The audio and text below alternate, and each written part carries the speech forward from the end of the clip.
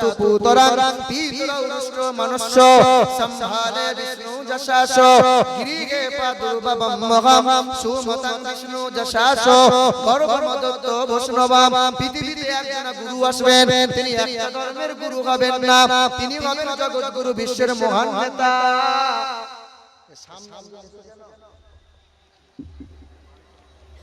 এইখানে বসো তো। এ বাবাজিরা ভাইরা আমার, পৃথিবীতে আসবেন একজন জগৎগুরু, বিশ্বের মহান নেতা। তার বাবার নাম হবে বিষ্ণু যশা, বাংলা করলে হবে আল্লাহর দাস, আরবি করলে হবে আব্দুল্লাহ। তার মায়ের নাম হবে সুমতি, তার বাংলা করলে হবে সুন্দরমন, তার আরবি করলে হবে আমিনা। এ মুসলমান সোনার টুকরো বন্ধুরা আমার, সুধী মানুষেরা, হিন্দু ভাইদের বেদে লেখা আছে, গৌতম বুদ্ধ বলেছেন পৃথিবীতে আমার পরে একজন বুদ্ধ আসবে, তিনি হবেন জগৎগুরু, কল্যাণকর্তা, যিনি জীবনে হাত জবান দিয়ে কাউকে আঘাত করবেন না, বিনা কারণে গাছের ফল ফুল পাতা ছিঁড়বেন না, তিনি হবেন মৈত্র। তিনার মতো এত সুন্দর মহামানব পৃথিবীর জমিনে আর দুইটা হবে না। আমার এখানে শিক্ষিত ভাইরা আছেন, বলেন তো ভাইরা, এই পৃথিবীর জমিন থেকে সর্বপ্রথমে যিনি চাঁদে গিয়েছিলেন সেই বৈজ্ঞানিকের নাম কি গো? বলো বলো, কি নাম? পৃথিবী থেকে সর্বপ্রথম চাঁদে গিয়েছিলেন। এখানে বিকম এমকম ঝমঝমওয়ালা ডিগ্রিওয়ালা ছেলেরা কোথায় গেল? কেউ বলতে পারবে না? পৃথিবী থেকে সর্বপ্রথম যিনি চাঁদে পা রেখেছিলেন ওই বৈজ্ঞানিকের নাম কি? হ্যাঁ,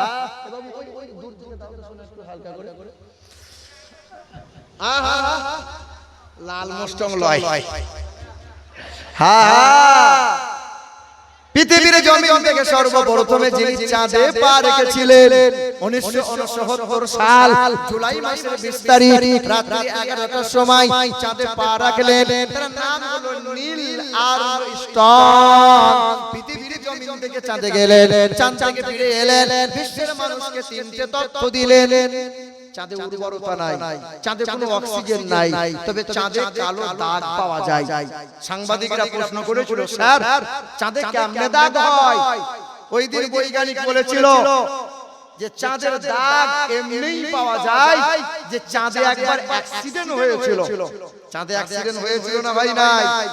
না না, নক্ষত্র সব জায়গাতে ঘাড় নাড়াচ্ছেন কেন?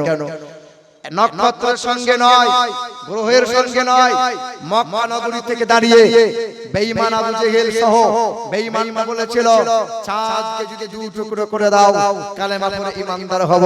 নবী মুহাম্মদ রাসূলুল্লাহ এই জমিন থেকে আকাশের দিকে ইশারা করেছিলেন, এক আঙ্গুলের ইশারায় চাঁদ দুই টুকরো হয়ে যায়।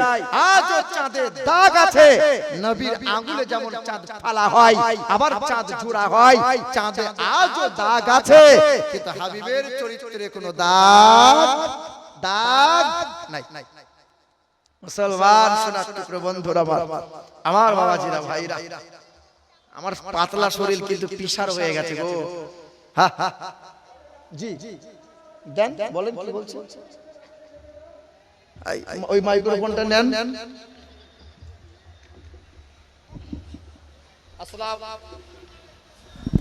হ্যালো, আসসালামু আলাইকুম ওয়া রাহমাতুল্লাহি ওয়া বারাকাতুহু।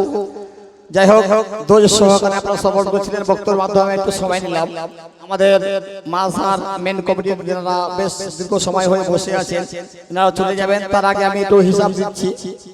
আমাদের কোয়ালিটি আমরা রসিদ দিয়েছিলাম 2,75,530 টাকা, তার মধ্যে থেকে আদায় হয়েছে 2,56,695 টাকা। কোয়ালিটি এখনো বাকি আছে 18,835 টাকা। আর আমাদের এই মঞ্চে আজকে যারা ওয়াদা করেছেন, এই সমস্ত ওয়াদা হচ্ছে 2,23,200 টাকা, 2,23,200 টাকা ওয়াদা। এবং নগদ যারা দান ও খায়রাত করেছেন আজকের এই মঞ্চে, সেটা হয়েছে 2,20,860 টাকা, 2,20,860 টাকা। সর্বমোট 7,07,755 টাকা। মাশাআল্লাহ, আলহামদুলিল্লাহ। সকল দরুদ শরীফ আল্লাহুম্মা সাল্লি আলা মাওলানা মুহাম্মদ ওয়া আলা আলি সাইয়্যিদিনা দরুদ পড়ো ও মুমিন মুমিনা দরুদ বিনে হাসর মিজানে নাজাত কে হই পাইবা না আল্লাহুম্মা সাল্লি আলা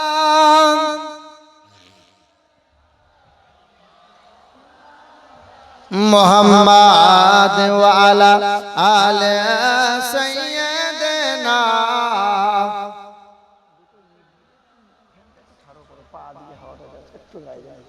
মুসলমান বাবারা ভাইরা আমার আল্লাহ পাক রব্বুল আলামিন জানিয়ে দিলেন মা আতাকুমুর রাসূল ফাকুদুহু ওয়া মা নাহাকুম আনহু ফান্তাহু নবীর ইত্তেবা করো নবীর অনুসরণ করো নবী যা দেয় গ্রহণ করে নাও নবী যা ছাড়তে বলে তা থেকে নিজেকে দূরে সরিয়ে নাও এ মুসলমান বাবারা ভাইরা আমার আল্লাহর নবী বলেন মান আহাব্বা সুন্নতি ফাকাদ আহাব্বানি ওয়া মান আহাব্বানি কানা মাইয়া ফিল জান্নাহ ওই মানুষটাই আমাকে ভালোবাসে যে মানুষটাই আমাকে ভালোবাসে আমার সুন্নতকে ভালোবাসে আমার সুন্নতকে ভালোবাসে আমি যেমন করে খেতে বলেছে উম্মত তেমন করে খায় আমি যেমন করে বাথরুম যেতে বলেছি উম্মত তেমন করে যায় আমি যেমন করে নখ কাটতে বলেছি উম্মত তেমন করে নখ কাটে আমি যেমন করে চুল কাটতে বলেছি উম্মত তেমন করে চুল কাটে আমার নবীর তরিকা মতো চলে নবীর সুন্নতকে জিন্দা করে রাখে নবী বলে আমার সুন্নতকে যে ভালোবাসে ওই মানুষটাই আমাকে ভালোবাসে আর আমার সঙ্গী হয়ে ওই মানুষটা হাসতে হাসতে জান্নাতে যাবে তাহলে পৃথিবীতে সবাইকে আমাদেরকে আল্লাহ সুন্দর করলেন এ বাবাজিরা ভাইরাই আমার পৃথিবীর মানুষ যদি সুন্দর হয়ে পৃথিবী থেকে যাইতে চাও এক হলো মুহাম্মদুর রাসূলুল্লাহ দ্বিতীয় হলো কালামুল্লাহ ওয়াতাসিমু বিহাবলিল্লাহ জামিআন ওয়া লা তাফাররাকু আল্লাহ পাক রব্বুল আলামিন জানিয়ে দিলেন এ দুনিয়ার আল্লাহ পাক রব্বুল আলামিন জানিয়ে দিলেন এ দুনিয়ার মানুষেরা আমি আল্লাহ পাকের ঘোষণা এক হলো মুহাম্মদুর রাসূলুল্লাহ দ্বিতীয় হলো কালামুল্লাহ এক হলো মুহাম্মদুর রাসূলুল্লাহ দ্বিতীয় হলো কালামুল্লাহ হে মুসলমান এক নবীকে মহব্বত করে নাও নবীকে আঁকড়ে ধরে নাও দ্বিতীয় হলো কোরআনকে বুকে তুলে নাও কালো হও কিংবা ফর্সা আরবি হও কিংবা বিহারি বাঙালি হও কিংবা গুজরাটি আরবি হও কিংবা বিহারি যে দলের যে মতের হও না কেন ছোট হও বড় হও নারী হও পুরুষ হও কোরআন বুকে তুলে নাও এই কোরআন পড়ে পিরানে পীর দস্তগীর মহিউদ্দিন আব্দুল কাদের জিলানী হয়ে গেল এই কোরআন পড়ে খাজা বাবা খাজা মুঈনুদ্দিন হয়ে গেল এই কোরআন পড়ে বাবা নিজামউদ্দিন আউলিয়া হয়ে গেল এই কোরআন পড়ে হযরতে বাবা কুতুবউদ্দিন বাখতিয়ার হয়ে গেল এই কোরআন পড়ে হযরতে শেখ আহমদ শিরহান্দি হয়ে গেল এই কোরআন পড়ে হযরতে খাজা বাহাউদ্দিন নকশবন্দি হয়ে গেল এই কোরআন পড়ে হযরতে বাকি বিল্লাহ হয়ে গেল এই কোরআন পড়ে হযরতে খাজা ফরিদউদ্দিন গঞ্জ শাকর হয়ে গেল এই কোরআন পড়ে আশিকে রাসূল ইমাম আহমদ রেজা আলাইহি রাহমাতু ওয়া রিজওয়ান হয়ে গেল হে মুসলমান কোরআন পড়ো কোরআনকে বুকে তুলে নাও জীবন ভর আল্লাহ বিল্লাহ করি বটে নামাজ তো পড়লাম বটে কিন্তু কোরআন পড়তে পারলাম না কোরআনকে বুকে তুলে নিতে পারলাম না হে মুসলমান আমাদের মনে মনে ধারণা শ্রীরামপুরে মাদ্রাসার জলসা হবে মাদ্রাসায় পড়বে কারা গরিবের ছেলে যারা মাদ্রাসায় পড়লে কি হয় ফকির তৈরি হয় না রে বন্ধু না তালিবে ইলমদের দিকে লক্ষ্য করো আর তোমার ছেলেটার দিকে লক্ষ্য করে দেখো আমাদের দিকে লক্ষ্য করে দেখো আমরাও মানুষ তোমরাও মানুষ তোমরা তিন বেলা খাবার খাও দুইবার বাথরুম যাও আমরাও তিন বেলা খাবার খাই তোমরা মোবাইল চালাও আমরা মোবাইলটা চালাই তোমরা যখন মোবাইল চালাও বাম দিকে যাও নোংরা ছবি দেখে দেখে রাত দিন কাটাও আমরা মোবাইলটা খুলে ডান দিকে যাই কুরআন হাদিস পড়ি তাফসীর পড়ি শানে নজুল পড়ি আর এই কুরআন গুলো তেলাওয়াত করে ভালো ভালো ওয়াজিনদের ওয়াজ আওয়াজকে মূল্যায়ন করে। তোমার ঘরের যুবক নওজওয়ানটা রাত 12টা 1টা না হলে বিছানায় শোবে না। আর তালবিলিম বলো আমরা বলো ঈশার নামাজ পড়ে কালাম পড়ে আর বেশি রাত জাগতে পারি না। তোমাদের কি হয় বেলা 8টা না বাজলে ঘুম ভাঙে না। কুরআন পড়নেওয়ালা মানুষ যারা, নামাজি মুসল্লি যারা, ফজর হয়ে গেলে আর ঘুম চোখে আসে না। বলো বলো। গরু ছাগলকে পেশাব করে পানি নিতে হয়, গরু ছাগলকে পেশাব করে পানি নিতে হয়। গরু ছাগলকে রাতের বেলায় যৌন মিলনের পরে সকালে ফরজ গোসল করতে হয়। গরু ছাগলের ন্যায় অন্যায় বিচার করার ক্ষমতা আছে। গরু ছাগলের হারাম হালাল চেনে বাবা। গরু ছাগল বৈধ অবৈধ বোঝে। গরু ছাগল দেখেও দেখতে পায় না, শুনেও শুনতে পায় না। ওরাও অবলা পশু। এ মুসলমান বাবারা ভাইরা আমার, তোমার ঘরের ছেলেটা কুত্তার মতো পেশাব করে, চুল কাটে তো চারিদিকটা নেড়া করে মধ্যখানে ঠাড়ো করে রেখেছে। বাপও কিছু বলে না, মাও কিছু বলে না। বাপ বলছে মানুষ হচ্ছে, আর আল্লাহ বলছে জানোয়ারের বাচ্চা হচ্ছে। আল্লাহ বলেছে কোরআনে উলাইকা কাল আনআম, না গরু ছাগল কুকুর বিড়াল নয়, তার চাইতে খারাপ, তার চাইতেও খারাপ। বুঝেও বোঝে না তারা, শোনেও শোনে না যারা, দেখেও দেখে না যারা। আপনার গরুটাকে এই যে কাল আপনার গরুটাকে মোবাইলে জলসা রেকর্ডিং হবে, যে গরুর কানে দিয়ে শোনাবে, শুনিয়ে বলবেন গরু 2 ঘন্টা বায়ানটা শুনতো। আপনার গরুকে যদি 2 ঘন্টা বায়ান শোনানো হয়, গরু বুঝবে? গরুর কান আছে না নাই? ও কান আছে কিন্তু বুঝবে। আপনার গরুকে বলবেন এ গরু কালকে শ্বশুর বাড়ি যাবো, 3 দিন বাড়ি আসবো না, বারান্দায় ঘাস পাতা আছে খাবি, আর 2 টাইম পিছনে বাথরুম আছে যাবি। আপনার গরুটাকে 3 ঘন্টা যদি এইরকম বুঝানো হয়, আপনার গরুটা বুঝবে বলেন? ওর কান আছে না নাই? কিন্তু বোধ শক্তি। ছাগলটা জবাই হয়েছে, দেখেন দেখেও দেখতে পায় না। ছাগল হালাল হয়েছে, দড়ি দিয়ে বেঁধে কষাই টাঙিয়ে রেখে দিয়েছে, আর ওই খাসিটা মহা আনন্দে গাছের পাতা চিবাচ্ছে। ও দেখেও দেখতে পায় না যে টিকিটটা এরপরে আছে। বলো বলো। মানুষ তুমি দেখেও দেখতে পাও না।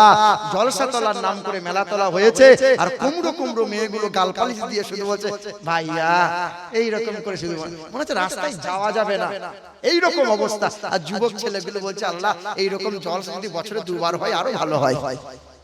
একবার এই মাথা একবার ও মাথা, ফোন নম্বরটা দে, হ্যালো আই লাভ ইউ হবে। বলো বলো বলো। হে মুসলমান বাবারা ভাইরা আমার, বিবেক বুদ্ধি দিয়ে চিন্তা করো, ভাবো তুমি আমি মুসলমান নবীর উম্মত। ওই তালবিলিমদের দিকে লক্ষ্য করে দেখো, আমরাও বাথরুম যাই, তালবিলিমরাও বাথরুম যাই। তুমি যখন বাথরুম যাবে ডান পা না বাম পা দিতে হয় তাও জানো না। 8 বছরের ছেলেটা জানে বাথরুমে যাবে বাম পা দিয়ে যাবে। দোয়া পড়বো আল্লাহুম্মা ইন্নী আউযু বিকা মিনাল খুবসি ওয়াল খাবাইস। বাথরুমে যাবে কিন্তু হাঁটুর উপরে কাপড় উঠবে না। আর তুমি যখন বাথরুমে বসো কাপড় তো কাঁধে তুলে নাও। পিছন দিয়ে কোনো মানুষ যদি দেখতে পাই মনে হবে সুন্দর বোন দেখা যায়। বলো বলো বাবাজিরা ভাইরা আমার, তালবিলিম মাদ্রাসা। আমি যখন ছোট ছিলাম না, এই যে আমি যখন ছোট ছিলাম, তো আমার গ্রামের মানুষরা বলতে হ্যাঁ মৌলবি হবি, হাফেজ মৌলবি হয়ে কি করে খাবি বাবু, বউকে কি খাওয়াবি? মৌলবীদের বেতন কম হতে পারে কিন্তু খাবার দাবার খুব ভালো হয়। এখানকার মৌলবী সাহেবদের বেতন বোধহয় 15-20 হাজার টাকা হয়েছে না ভাই? 5-6 হাজার হয়েছে। এ বাবাজিরা ভাইরা আমার, ও সোনার বন্ধুরা আমার, সুধী মানুষেরা, আলেম ওলামাদের বেতন দেবেন ঠিক মতো, শ্রদ্ধা করবেন, তাদেরকে মানবেন। শোনেন, আমাকে ছোটবেলায় আমার গ্রামের মুরব্বীরা বলতে হ্যাঁ রে কি করে খাবি, কি করে খাবি, বড় হয়ে মৌলবী হবি, মাদ্রাসার মসজিদে থাকবি, 2-4 হাজার টাকা দিয়ে বউকে কি খাওয়াবি, বউয়ের কাপড় কি করে কিনবি, কি করে খাবি। আর এখন যখন খাবার খাই, মুরগির রান, কলচে ভুনা, মাছের মাথা ভাজা, হুজুর খান হুজুর খান। এখন হুজুররা মনে মনে ভাবে আল্লাহ কি করে খাবো। খাওয়ানোর মালিককে, খাওয়ানোর মালিককে। কোরআন মুখে তুলে নাও, আল্লাহকে স্মরণ করে নাও, আল্লাহ অলৌকিক ভাবে তোমাকে খাওয়াবে, বেহিসাব আল্লাহ রুজি দেবে। মা মারিয়ামকে জাকারিয়া নবী ঘরে বন্ধ করে দিয়েছিল, তালা মেরে দিয়েছিল। এ বেলায় বদ্ধ তো ও বেলায় খোলে, ও বেলায় বদ্ধ তো ও বেলায় খোলে। জাকারিয়া নবী দেখছেন খাবার দেই নাই, কিন্তু ঘরে তালা মেরে রেখেছিলাম, জানলা দরজা সব লক করা ছিল, কিন্তু রং বেরঙের ফলগুলো মা মারিয়ামের ঘরে কেমনে ঝুলে এলো? কে খাবার দিল? এ মারিয়াম, তোকে কে খাবার দেয় বল? গোপনে গোপনে কে দিল রং বেরঙের খাবার? অসময়ের ফলমূল নাশপাতি আপেলগুলো কে দিল? তখন মা মারিয়াম বলছেন, ক্বালা ইয়া মারিয়ামু আন্না লাকি হাযা, ক্বালাত হুয়া মিন ইনদিল্লাহ, ইন্নাল্লাহা ইয়ারযুকু মান ইয়াশাউ বিগাইরি হিসাব। আমি যার ইবাদতে মশগুল থাকি, আমার আল্লাহ আমাকে বেহিসাব রুজি দেয়, বেহিসাব আল্লাহ খাবার দেয়। বলো সুবহানাল্লাহ। মৌলভী সাহেবদের বেতন কম হতে পারে, কিন্তু ওদের বউরা কোনোদিন বন্ধনে লোন আনতে যায় না। মৌলভীদের বেতন কম হতে পারে, সুদের কারবার করে।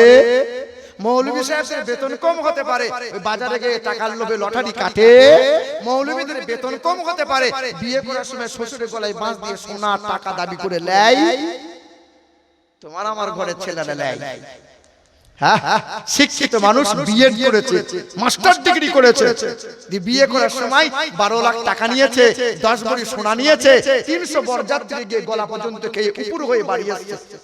শিক্ষিত লোক, যে শিক্ষিত পাড়ার মানুষ সাংঘাতিক শিক্ষিত বাবু। আর একটা গরিব ঘরের মাদ্রাসার তালিবে ইলম বড় হয়ে বিয়ে করেছে, বিনা দাবিতে বউ বাড়ি নিয়ে এসেছে। বলো বলো, শিক্ষিত কে বলো? ও শালা শিক্ষিত, ওর বিএড করা, বিএড লাঠি মারি চারানা দাম নাই। আরে যে শিক্ষাই মানবতা নাই, যে শিক্ষা শ্বশুরের গলায় বাঁশ দিয়া ভুল করে না, যে শিক্ষা বাপ মাকে খেতে দিতে পারে না, যে শিক্ষা বড়কে শ্রদ্ধা করতে পারে না, গরিবকে ভালোবাসতে পারে না, আরে যে শিক্ষা মানুষকে সম্মান দিতে পারে না, আরে যে শিক্ষায় সুদের কারবার হারাম বন্ধ হয় না, ওটা আবার কিসের শিক্ষা? হে, ওই শিক্ষা মরণে আগের দিন পর্যন্ত ঠিক আছে, কবরে যাও আছিলা করে ছিলবে তোমারে। আমার গ্রামের এক হাজী সাহেব, এখানকার হাজীরা তো ভালো, আমার গ্রামের এক হাজী সাহেব 2 বার হজ করেছে, 2 বার। নাম আর বলবো না, একবার নাম বলে দিয়েছিলাম, 3 দিন গ্রাম ঢোকা বন্ধ হয়ে গিয়েছিল। শোনো, 1.5 হাত দাঁড়িয়ে রেখেছে, রোডের সাইডে 2 কাঠা জমি, সবার মাপ হচ্ছে। তো হাজী সাহেবকে জিজ্ঞাসা করছে, আমিন আমিন যারা জায়গা মাপে, জিজ্ঞাসা করছে, হাজী সাহেব আপনার 2 কাঠা জমি ম্যাপ বলছে, রেকর্ড বলছে, পর্চা বলছে, 3.5 কাঠা হলো কি করে? হাজী সাহেব বলছে, আল্লাহ বরকত দিয়েছে, আল্লাহ রহম করেছে। গ্রামের লোক বুঝো শালা আল কাটা হাজী। বলো বলো, ওই এমন করে আল কাটে জমি দিয়ে, আর আল দিয়ে হাঁটা যায় না। এদিকের মানুষ তো আল টাল কাটে না। হে বাবাজিরা, ভাইরা আমার, হায় হায় হায় হায়, আমার চোখে দেখা ছোট ভাই একটু চালাক, বড় ভাই একটু সাদাসিধে মানুষ। তখন বাপের গায়ে হাতটা বুলিয়ে বলছে, আব্বা চলো ডাক্তারখানা যাই। ডাক্তারখানা যাওয়ার নাম করে বড় ভাইয়ের সম্পত্তিটা লিখে নিয়ে এসেছে, যে পরের বছরে হজ করে এসে বলছে, সুবহানাল্লাহ সুবহানাল্লাহ। ফেরেশতা বলছে, আয়, কাঁচা লঙ্কা রেডি করেছি, তুই আয় একবার, তোকে ছিলবো, তারপরে কাঁচা লঙ্কা দিয়ে তোকে দগড়াবো, তুই আয়। তোর সুবহানাল্লাহ বার করে দেবো। এ বাবাজিরা, ভাইরা আমার, হক মারা ব্যক্তির জন্য জান্নাত নাই। পণ নিয়েছো যারা, মানুষের সাথে জড়িত, পাপে লিপ্ত হয়েছো যারা, পৃথিবীর কোনো হুজুর তোমাকে মাফ করাতে পারে না। মানুষের সাথে জড়িত পাপ মানুষের কাছেই মাফ চাওয়া লাগবে, তবেই আল্লাহ মাফ করবে। কিন্তু আমাদের সমাজ হয়ে গেছে অন্যরকম। মাপ বেঁচে থাকতে চাইতে হয় না, মরার পরে চাইতে হয়। হ্যাঁ বলো বলো। জানাজার ময়দানে 5000 লোক জানাজায় দাঁড়িয়ে আছে, তখন ইমাম সাহেব বলছে, আসসালামু আলাইকুম। কোদালের বাপ মরে গেছে, খুব ভালো লোক, সবাই আল্লাহর রাস্তায় মাফ করে দাও। সবাই তখন বলছে, হ্যাঁ মাফ করে দিলাম। ওই মজলিসে মেয়ের বাপ দাঁড়িয়ে দাঁড়িয়ে চোখের পানি ফেলার বলে, আমি এক ভরি সোনাটা দিতে একটু দেরি করেছিলাম বলে এই বিয়াইটা আমাকে দিনরাত আমার মেয়েকে খোঁটা দিয়েছিল, আমার বিয়ানটা দিনরাত খোঁটা দিয়েছিল, আমার মেয়েটা রোজার মাসে ঠান্ডা পানি চেয়েছিল, আমার ওই বিয়াইটা বলেছিল তোর বাপ ফ্রিজ কিনে দিয়েছে, ঠান্ডা পানি কিসের খাবি রে। সেদিন আমার মেয়েটা ছুটে এসে গলা ধরে বলেছিল, আব্বা আমি আর শ্বশুর বাড়ি যাব না, তুমি ধনসম্পদওয়ালা স্বামী দেখে তুমি আমার বিয়ে দিয়েছিলে, কিন্তু সুখ ছিল ওই সংসারে, শান্তি নাই, আমি যাব না। ওই মানুষটার কারণে আমার মেয়ের সংসার হয় নাই। মেয়ের বাপটা মাফ করে দিলেই মাফ হয়ে যাবে। বলো কি করে মাফ হবে? কলিজা যে কেঁপে উঠেছে তার মেয়ের সংসার যে বাদ দিয়েছো। এ বন্ধু শোনাচ্ছ করে ভাবার যাবে না, লজ্জা শরম বেঁচে থাকতে করতে হয় না মরার পরে করতে হয়? বলেন তো, বলো বলো। সারা জীবন জাঙ্গিয়া পরে গোসল করে পুরুষ মহিলা, লজ্জা শরম করে না। মরার পরে বলছে পর্দা কর, গা ধোয়াতে হবে লাশকে। বলো, ভাবো একটু, ভাবো ভাবো। এই বয়ান সবাই করবে না। লজ্জা শরম জীবনে করে না, মরার পরে বলছে লজ্জা করতে হবে, দি পর্দা দিয়ে ঘিরে দিয়েছে। সালা নামাজ নাই, কুল নাই, লজ্জা নাই, শরম নাই, দি মরার পরে ক্ষমা চাইছে, মরার পরে লজ্জা। ধর্মটাকে কোথায় নিয়ে গেছো বাপ? এসব চারানা ধর্ম মনে করেছো, আর মনে করছো মামুর বাড়ির জান্নাত তো টুক করে পেয়ে যাবো। জান্নাত নাই, নাই, এত সহজ নয়।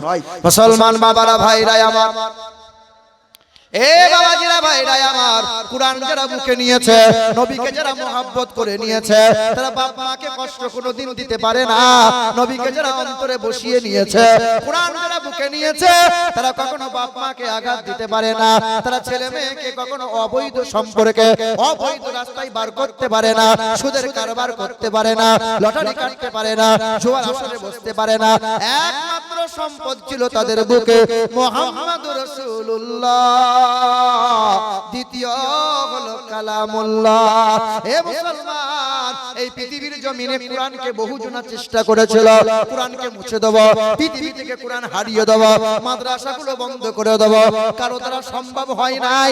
আগামীতেও কেউ কুরআনের ভুলবার করতে পারবে না। আগামীতেও কুরআন পৃথিবী থেকে কেউ মুছতে পারবে। যদি আগুন লেগে ধ্বংস হয় পৃথিবীর সব বইয়ের দোকান, আরে বিশ্ব থেকে হারাবে না পবিত্র কোরআন। বলো কেমন করে করবে ধ্বংস, বলো কেমন করে করবে ধ্বংস তোমার আগুনের তেজ। আরে বিশ্বে ভরা লক্ষ লক্ষ আছে কোরআনের হাফেজ। আবার ছাপাবে তারা আসমানি গ্রন্থ, বাঁচাবে ইসলামের ঈমান। আরে বিশ্ব থেকে হারাবে না পবিত্র কোরআন। ভাইরা আমার, আমেরিকা দেশের একজন বেঈমান মহিলা, খ্রিস্টান ধর্মের মেয়ে, ওই মেয়েটা বড় আশা করেছিল, স্বপ্ন দেখেছিল কুরআনের ভুলবার করব, মুসলমানদের নাম নিশানা মুছে দেব। ওই মেয়েটা লেখিকা ছিল, লেখিকা, ওর নাম ছিল লরেন বুথ লেখিকা। খ্রিস্টান ধর্মের মেয়েটা সাংবাদিক সম্মেলনে দাঁড়িয়ে গেল, আর ক্যামেরার সামনে বলেছিল, মুসলমানরা বলে কুরআনে কোনো ভুল নাই, যে কুরআনটা মাদ্রাসায় পড়ানো হয়, মক্তবে পড়ানো হয়, এই কুরআনে নাকি ভুল নাই। আমি ঘোষণা করে দিলাম, দেশ বিদেশে প্রচার করে দাও, কুরআনের ভুল বার করব, মুসলমানদের নাম নিশানা মুছে দেব। জোরে বলো, এই দেখো, বলে সুবহানাল্লাহ, বলো আস্তাগফিরুল্লাহ। আমার বাপ মরে গেছে, সকালবেলা ইমাম সাহেব বলছে আসসালামু আলাইকুম, আমিরুল ইসলামের আব্বা ইন্তেকাল হয়েছে। তখন বলছে সুবহানাল্লাহ, সুবহানাল্লাহ। এ বাবা, বুঝে সুঝে বলতে হবে তো। রাজগ্রামে স্টেশনের নাই, বন্দে ভারত দাঁড় করিয়ে দিয়েছে, দি ড্রাইভার বলছে না জিনে দাঁড় করিয়ে দিলাম। তো স্টেশন মাস্টার গালে চর মারবে না? না জেনে দাঁড় করালে হবে, জেনে বুঝে দাঁড় করাও। মুসলমান বাবারা, ভাইরা আমার, একটু ধ্যান দাও। ওই বেঈমান মহিলাটা কুরআনের ভুলবার করবে বলে কুরআন নিল, বাম হাতে করে কুরআন নিয়েছিল, ডান হাতে করে ধূমপান করেছিল। বেহায়া ন্যাংটা মহিলা কুরআনের সঙ্গে বেয়াদবি করছিল। ওই মহিলাটা কুরআন পড়তে লাগলো, কুরআনের ভুলবার করব। আল্লাহ পাক বলল, দাঁড়া, কুরআনের সঙ্গে বেয়াদবি করছিস, আবার তোর বুকেই কুরআন তুলে দেব। ওই মহিলাটা কুরআন পড়ে, 1 মাস কুরআন পড়লো, 6 মাস কুরআন পড়ে, 1 বছর কুরআন পড়ে, 1.5 বছর কুরআন পড়ে, 2 বছর কুরআন পড়ে। 2 বছর কুরআনটা পড়ে নেওয়ার পর ক্যামেরার সামনে দাঁড়িয়েছিল, সাংবাদিকদের সম্মুখে ঘোষণা করে দিয়েছিল, এ সাংবাদিকরা, আজকে মাথায় কাপড় নিয়েছে, দেহটা ঢাকা দিয়েছে, কুরআনটা বুকে নিয়েছে, ক্যামেরার সামনে ঘোষণা দিচ্ছে, এই কুরআনে বিন্দু মাত্র কোনো ভুল নাই, তাই তো কালেমা পড়ে ঈমানদার হয়ে গেলাম। লা ইলাহা ইল্লাল্লাহু মুহাম্মাদুর রাসূলুল্লাহ। সাংবাদিকরা প্রশ্ন করেছিল, ম্যাডাম আপনি তো কোরআনের ভুল বার করতে গেলেন। বলে 5 বার কোরআনটা রিসার্চ করলাম, কোরআনে ভুল পেলাম না, তবে মনে মনে হলো আর আমি কোরআন পড়বো না। কিন্তু পৃথিবীতে কত গান মানুষ শোনে, পৃথিবীতে